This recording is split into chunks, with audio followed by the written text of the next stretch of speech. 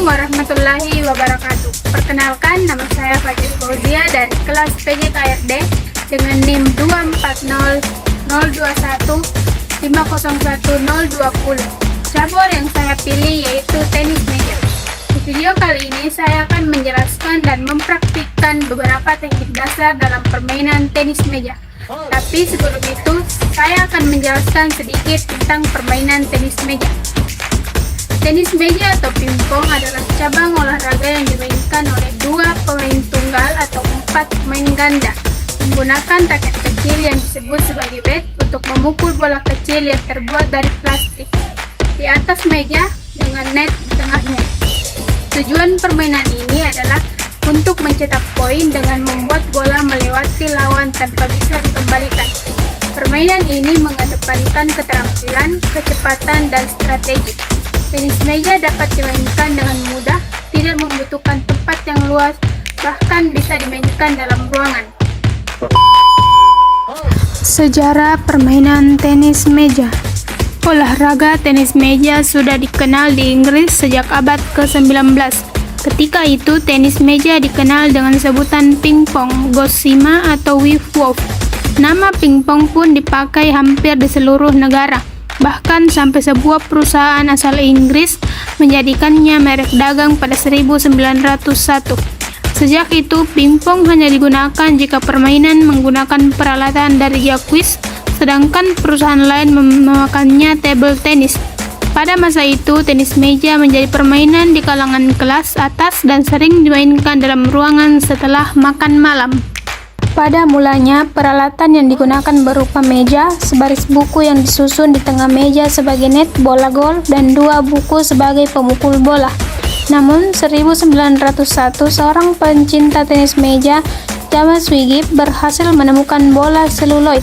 Pada tahun yang sama, A.C. Goody membuat bat versi modern dengan cara memasang selembar lapisan karet yang berbintik-bintik pada papan kayu yang permukaannya dihaluskan. Olahraga tenis meja mulai dikenal di Indonesia tahun 1930. Saat itu olahraga ini hanya dilakukan di balai-balai pertemuan orang-orang Belanda sebagai permainan rekreasi. Hanya golongan tertentu dari pribumi saja yang boleh ikut latihan, antara lain keluarga Pamung yang menjadi anggota dari balai pertemuan tersebut. Sebelum Perang Dunia II terjadi, tepatnya 1939, toko-toko jenis meja mendirikan organisasi yang disingkat PPPSI atau Persatuan Pingpong Seluruh Indonesia. Kemudian pada 1958 dalam Kongres di Surakarta, PPPSI berganti nama menjadi PTMSI atau Persatuan Tenis Meja Seluruh Indonesia. Pada 1960, PTMSI menjadi anggota Federasi Tenis Meja Asia yaitu TIFA atau Table Tennis Federation of Asia. Perkembangan tenis meja di Indonesia bisa dikatakan pesat. Hal ini dapat dilihat dari makin banyaknya perkumpulan-perkumpulan tenis meja yang didirikan, serta banyaknya pertandingan tenis meja yang telah dipertandingkan, seperti PON, Porda, Pomda, Foseni pada tingkat SD, SLTP, dan SLTA, serta pertandingan-pertandingan yang diselenggarakan oleh instansi pemerintah atau swasta, dan lain-lain. Pada 1961, Indonesia terdaftar sebagai anggota ITTF atau International Table Tennis Federation. Sejak saat itu, Indonesia selalu diundang dalam kejuaraan-kejuaraan resmi. Selain kegiatan-kegiatan pertandingan itu, hal lain yang perlu diingat dalam sistem perkembangan tenis meja Indonesia adalah berdirinya Silatama atau sirkuit laga tenis meja utama yang dimulai pada awal 1983 yang diselenggarakan setiap 3 bulan sekali. Kemudian ada juga Silaturna yang kegiatannya dimulai sejak tahun 1986 yang diselenggarakan setiap 6 bulan sekali.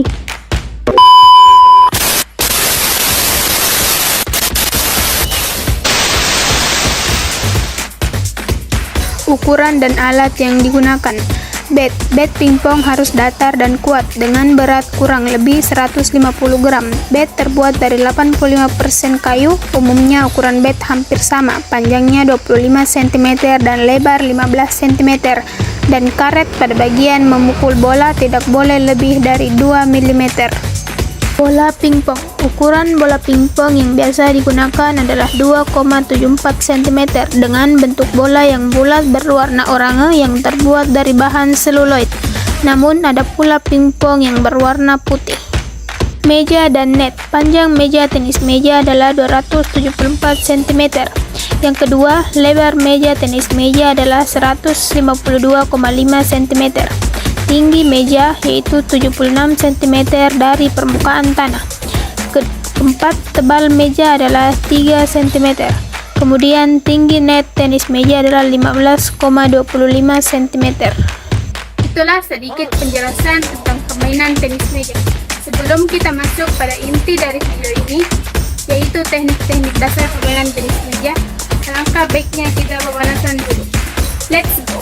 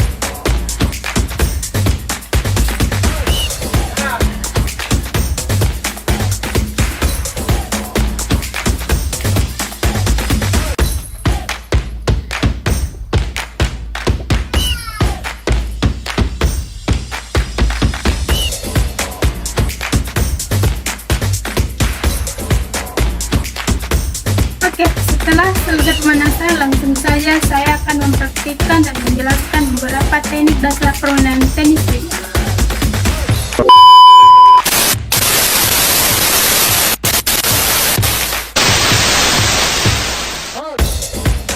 Cara memegang bat. Yang pertama adalah shake hand grip. Posisikan tangan seperti saat akan berjabat tangan. Letakkan jari kelingking, jari manis, dan jari tengah dalam posisi melingkar di bagian bat. Posisi jari telunjuk yang benar dalam teknik pegangan shake hand grip adalah berada di tepi karet atau di pinggir permukaan belakang bat. Antara ibu jari serta jari telunjuk membentuk huruf P, namun keduanya menempel pada pegangan dan bagian kepala bat. Yang kedua adalah penholder grip. Pegang bat mengarah ke bawah dengan pegangan mengarah ke atas. Pegang bat tepat di mana pegangan menyatu dengan bidang bat dengan menggunakan ibu jari dan jari telunjuk. Cara ini sama dengan cara memegang pena. Tekukan 3 jari yang lainnya pada sisi bat yang lain, atau meluruskan mengarah ke bagian bawah bat dengan jari yang dirapatkan. Yang ketiga adalah similar grip. Sekilas, similar grip mirip dengan shake hand, namun yang jadi pembeda terletak pada posisi jari telunjuk. Jadi, cara memegang bat tenis meja ini di bagian atas diputar antara 20-90 derajat ke arah tubuh. Lalu, jari telunjuknya tetap menempel di sepanjang sisi bat. Posisi badan dan gerakan kaki. Posisi badan pada permainan tenis meja yaitu berdiri dengan kaki terbuka selebar bahu, tubuh sedikit condong ke depan, dan lutut sedikit ditekuk. Berikut gerakan kaki. Kaki kiri digeser ke arah kiri dengan kaki kanan mengikuti, begitupun sebaliknya. Bila perlu, melakukan 2 kali langkah. Gerakan kaki yang cepat, lateral, dan mundur diperlukan untuk merespon bola yang datang. Teknik-teknik pukulan pada permainan tenis meja. Permainan tenis meja diawali dengan seorang pemain melakukan servis atau pukulan awal sesuai gilirannya.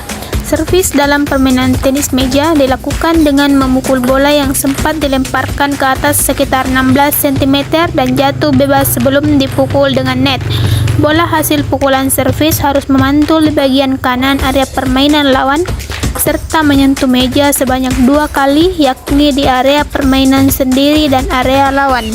Smash pada tenis meja, usahakan posisi bat berada lebih tinggi agar saat melakukan smash, bat bisa dipukul ke arah bawah. Pada waktu bola memantul dari meja, tubuh dicondongkan ke depan.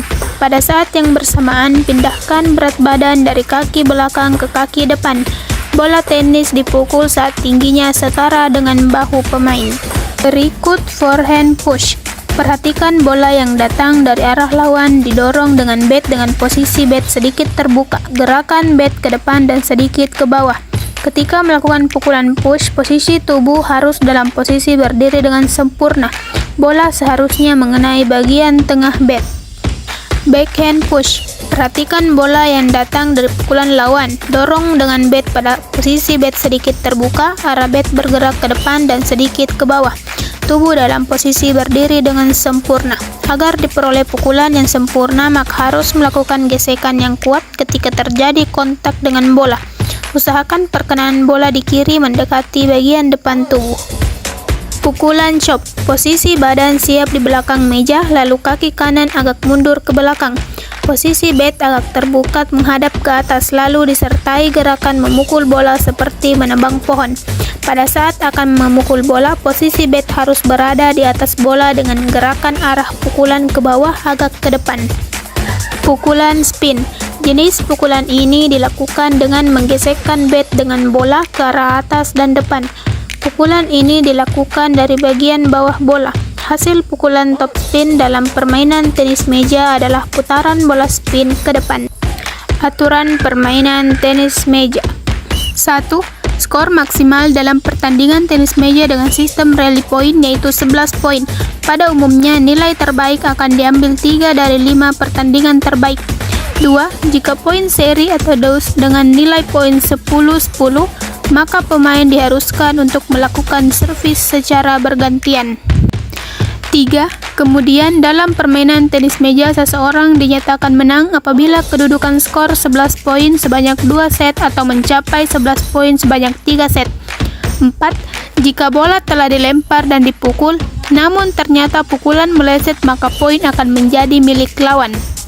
5. Jika bola memantul 2 kali atau lebih di area lawan serta memantul ke samping bahkan menyentuh garis tepi, maka poin akan menjadi milik pemain.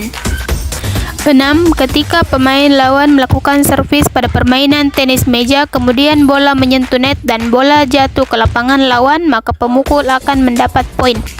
7. Bola yang diservis harus memantul di bagian kanan area lawan. Khusus untuk pertandingan kategori ganda, tim harus bertukar tempat setelah melakukan pukulan servis sebanyak 2 kali. Pemain tenis meja tidak boleh menyentuh meja papan kecuali tangan atau area bawah pergelangan tangan yang digunakan untuk membawa net. Meskipun bola memantul ke samping dan mengenai bagian tepi atas permukaan meja, poin akan tetap dianggap sah. Jika wasit tidak hadir selama pertandingan dan pemain merasa kurang setuju dengan hasil pertandingan, maka honor system dapat diberlakukan hingga semua pemain setuju dengan hasil pertandingan. Sekian video dari saya, semoga dapat bermanfaat. Wabillahi taufiq wal hidayah. Assalamualaikum warahmatullahi wabarakatuh.